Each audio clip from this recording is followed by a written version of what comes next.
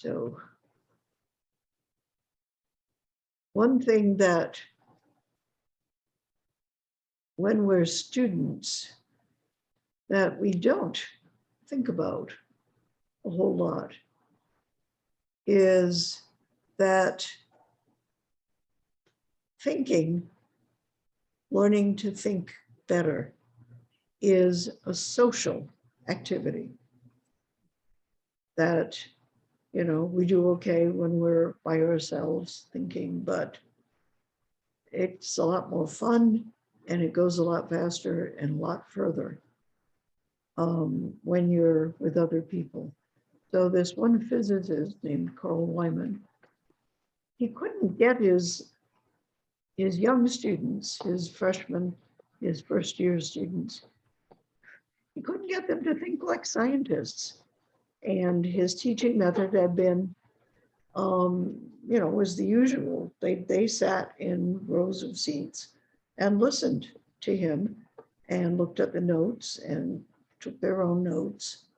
And it was, you know, textbook type presentation.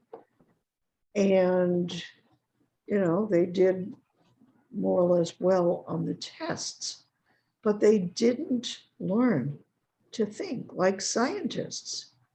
They still didn't have the right instincts for thinking. And then when he analyzed what was going on with his more advanced students, with his master's degree students, he found that when they were working together in his laboratory, they were together solving problems. They were discussing, demonstrating, questioning, analyzing together. They actually then learned how to think like scientists. And, you know, his observations, he published them and he developed them as proof that learning to think happens as we're thinking together, not while we're memorizing. When we're memorizing, we learn, you know, the words, we learn the equations, we learn the algorithms, but we don't learn to think. We don't learn to actually use the algorithms as the path to solving problems. I mean, I remember in mathematics, memorizing all kinds of algorithms. And I could spit them out for the test. I could repeat them. I did not understand at all why they were important or what they meant. I just knew I had to be able to say the algorithm on the test to get a passing grade in the course. So that was my experience in trying to learn how to think mathematically when the work that I was given to do was just be by myself and memorize. That didn't teach me how to think. We learn by doing. So I don't know if anyone else has memory of something that they didn't really understand intellectually because they weren't learning it by thinking. I think in school, learning certain terms applicable to chemistry, I had no idea what they meant. There was just definitions. So if you memorize the definition, then you could get a good grade. And I never learned too much of anything. Yeah, exactly. That chemistry was like that for me too. Yeah. Which was unfortunate because all of that stuff is valuable and interesting, fascinating, but only if you really learn how to think through it. You know, memorizing it with no understanding is not helpful for anything. I guess it helps your skill of memorizing, but memorizing stuff you have no idea what it's all about doesn't work. It And we doesn't never- Yeah, help you learn. the same with poetry. You know, we weren't listening really for the feeling and the mood of the words. It was just we had to memorize it. Yeah, exactly. Sad. That doesn't tell you anything about what makes a poem or how to create a poem. Unfortunately, Yeah, it's true. I mean, it means that you can say the poems that you learned by heart. You can say them for a long time.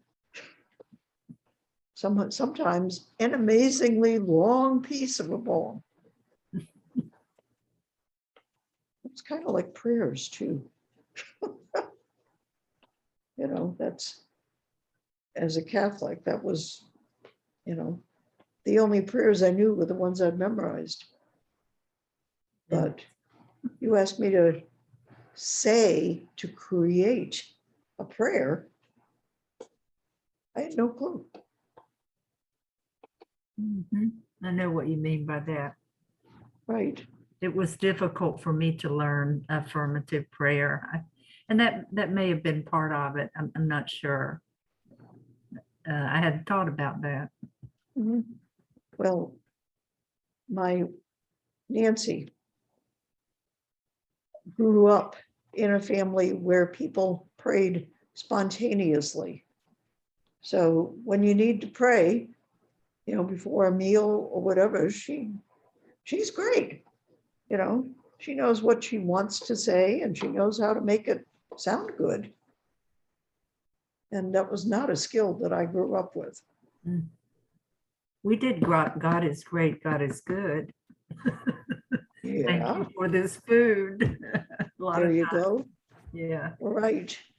So a basic skill that's really important is that learning is a social activity. You play games, you know, for instance, they've researched what they've scanned to the brain of people that were playing poker, either with a group of guys like this or with a computer, and what the brain is actually doing when you're playing with people is totally different than what's going on with brainwaves when you're playing against a computer. It's a Mm. whole different activity. It's really interesting because it's the same game. But, you know, the jokes and the, you know, the how people bluff and, you know, the feelings that happen between people that are playing a game is a very different activity. And the same is true, you know, when as you're learning when you're a kid. You know, how do you plant a garden? Well, when you do it, and especially if you do it with a couple of other kids, you're going to know it way better than if you read the directions on the package and then plant the seeds and try to follow the directions. It's a whole different activity. It's a whole different way of using our brains. And another interesting thing that research has shown is to explain, it's a fact. In a large family, the oldest child almost always has a higher IQ than everybody else. It's not dramatic. You know, it's not like going to make a huge difference in their lives, but it does make some difference. And they've always wondered, what is it about being the oldest child that gives the gift of higher IQ? They finally figured out that it was because the oldest child teaches the younger ones. And that act of teaching increases their intelligence for other things. So it's like, wow, you know, I knew that I'm the oldest of 5, so I've known that for a long time, that my interests have also gone along with having a higher IQ. I'm the one who got the PhD, and my youngest sister didn't go to university at all. And that's, it's not hardwired, but it's a pattern that shows up in larger families.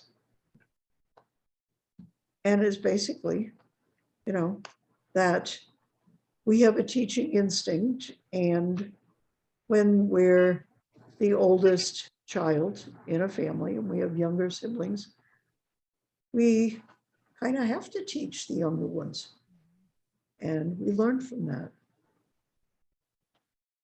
Another thing that helps us learn better, like I told Rasa a few minutes ago, teach, and that's the best way to learn, and it is. But another important activity that helps learning is discussing, arguing, figuring out together. So when we say, well, okay, so this and this and this have to be true, and someone else, a friend or a sibling, says, no, that's not true. This is true. What do you do?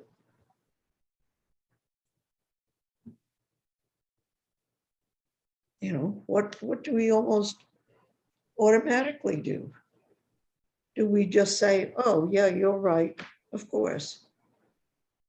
Or do we try to argue with the person who has a different viewpoint and say, well, no, I know this is true because, and you think about the best evidence that you have, which is in your experience, or if you happen to know facts professionally because of those, but you give examples of why you're right and the other person's wrong. Now, in that process, if the other person has a really good story or explanation about, well, I had this experience and this is what happened, and you hadn't had an experience like that, you learn from them. You go, oh, okay, I see where that works. Okay, I agree with you. Let's do it that way, right? You both have siblings, sisters or brothers, and you have been in this situation. Can you give me an example?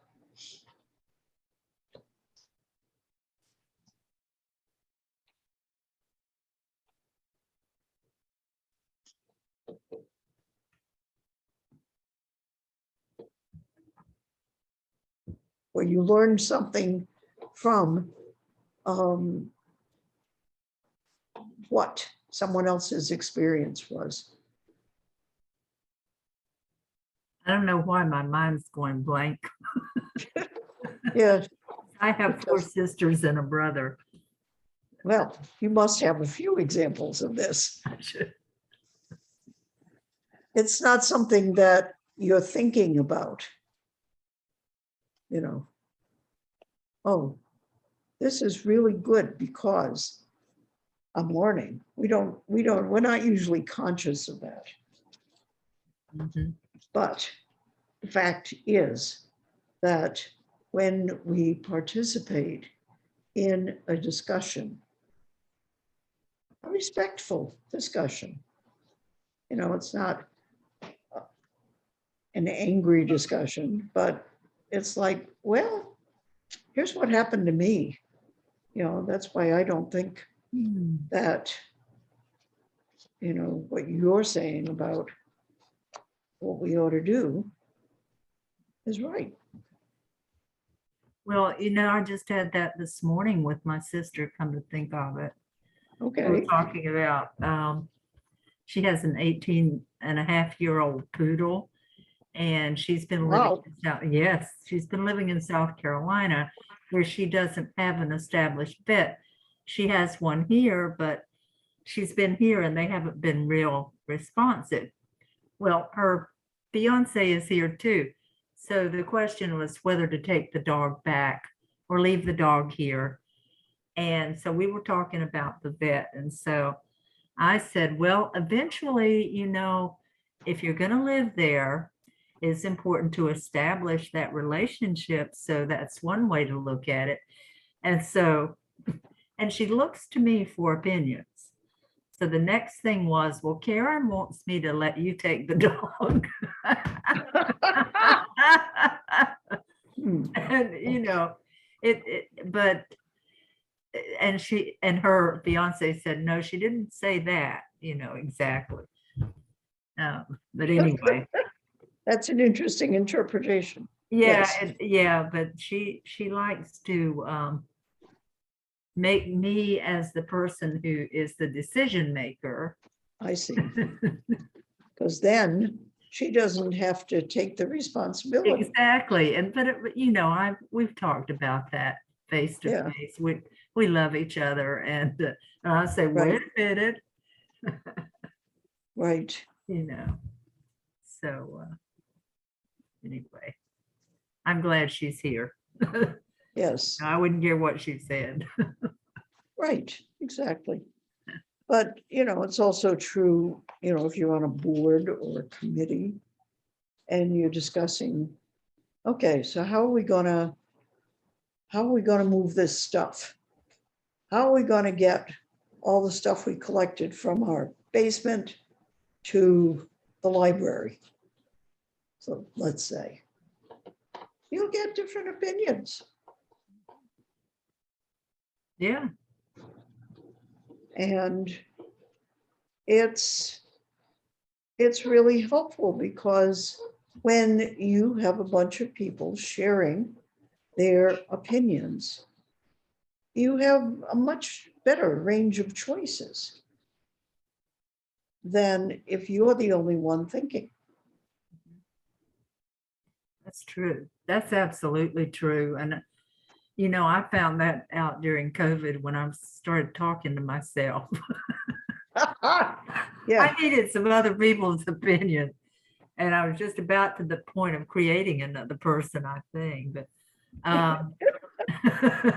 Right.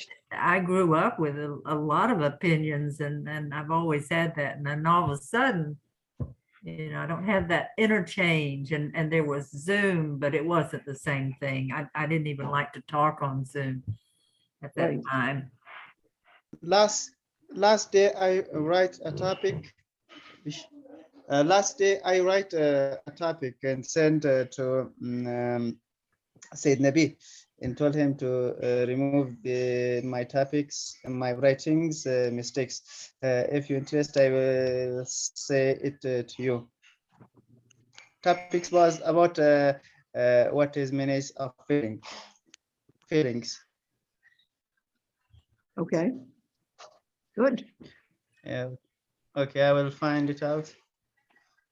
That topic was about what is manage of feelings. And first, let's explain feelings. Feelings are collection of emotion and sentiments. Basically, what are their benefits? Let's explain an example. Imagine the salubrious thing in all of the world.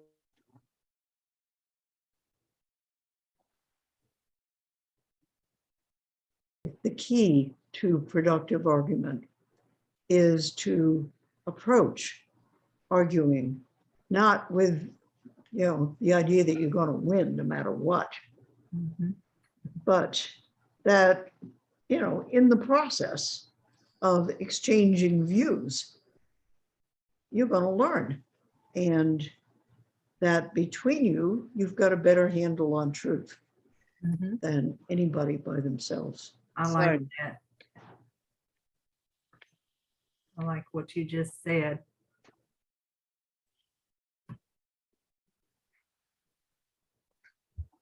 And the other thing is that when we put in a story to the information that we want to share, the other person learns it much better.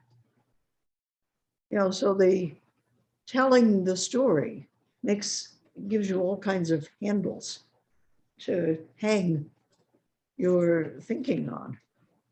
So I just compared two texts about elements. And this is the lecture one. Elements are individual ideas of matter that combine with each other and make up everything we see around us. Most of what we see and use in the world, like air and water, is not made up of one single element. For instance, sodium and chlorine are two elements that make up the salt that we use for cooking. Now, it's textbook style. And it doesn't really hold our attention a whole lot. We don't get excited about it, right? It's not exciting. Rosa, I will get to you in a minute. And so this is a similar subject, but told as a story. By the late 1800s, some elements still needed to be discovered. Polish-born Marie Curie and her French husband, Pierre, were two chemists living in France, trying to find all the elements on Earth. One day, a fellow scientist showed Marie and Pierre a special kind of rock called pitchblende. When the scientist took this rock into a dark room, Marie could see that it gave off a light blue glow. Now, what's in your mind with that one?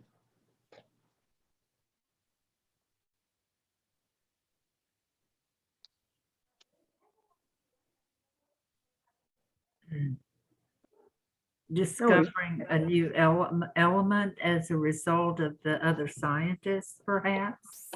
Possibly. But what is it about, where we've gotten to there? What do you want to know next? Oh, you want to know what the blue light meant, the blue glow, Yes, and where that was going? exactly. Because I'm going, okay, Where does the blue light come from? yeah. Precisely. So you're involved in the telling. Now, the problem is that what I was able to type there was only about 1/4 of the story. So in doing the textbook style, you gain brevity. And when you put a context into it and a storyline, the text expands dramatically, but so does your involvement and your curiosity. So that's what a story adds to new information. It adds context, it adds time, it adds space, it adds people and who they are.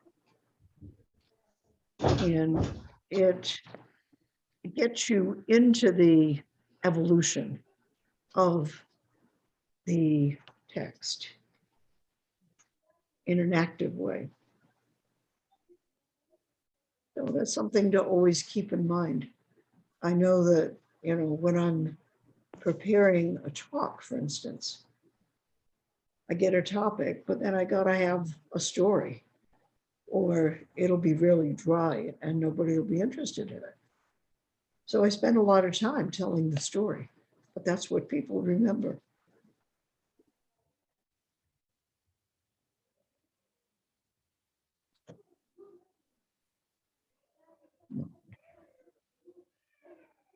And this is the final slide.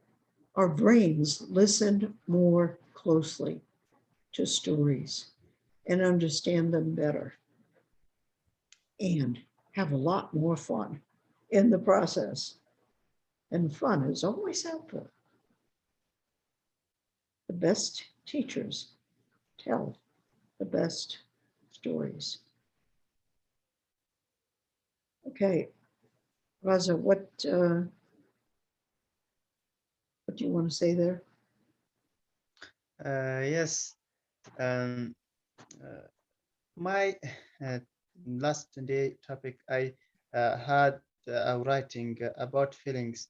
That was my opinion, and I write it in my notebook, and also write that topic about what is meaning of feelings, our feelings, and send it to Said Nabi, and I told him to pick out my mistakes in my writing, and if my writing is good, I will share it in also in the conversation group. So I will tell my opinion. I wish it will helpful. So that opinion was, the topic was about what is meaning of feelings. In the first, let's explain feelings. Feelings are collection of emotion and sentiments. Basically, what are their benefits? Let's explain an example. Imagine the salubrious thing in all of the world. Exactly, that's water. The beautiful drops of water can irrigate it, thirsty and cleft lips, and give us a chance to live in this beautiful world again. If no more water, no more life. If there is no water, for some hours, life of millions of people of a city will in danger, and if continue, it will perish at all. Now imagine inundation of a very terrible water, so that will kill millions of people, hundreds of lands and buildings. So I have a questions. What is difference between that dreadful wave and lucid beautiful drops? Answer is storage. Water starts from dams and traverse different ways after purification and flow in pipes, and by opening up, so we will have the such beautiful thing that animate us. What is different between water that we desire in what that we are heartful from that? Our feeling in instincts are just like this. If we manage them, will cause of sublimity of our spirit and body. If we don't manage them, they will destroy the city of our body. If you want to live your life, forget these two things. The services that people done with you, goodness that you have done with people. Viva humanity. Right by Mahmoud Raza Sakhi.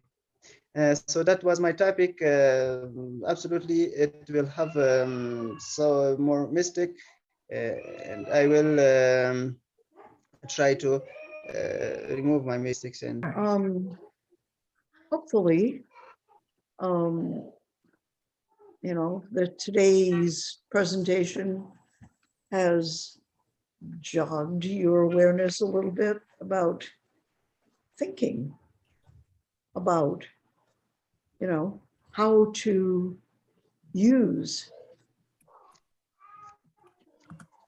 discussion and storytelling and,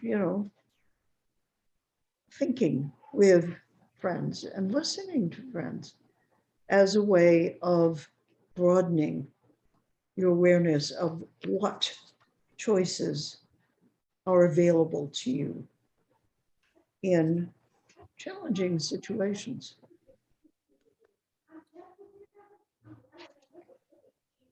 And so I thank you for being here.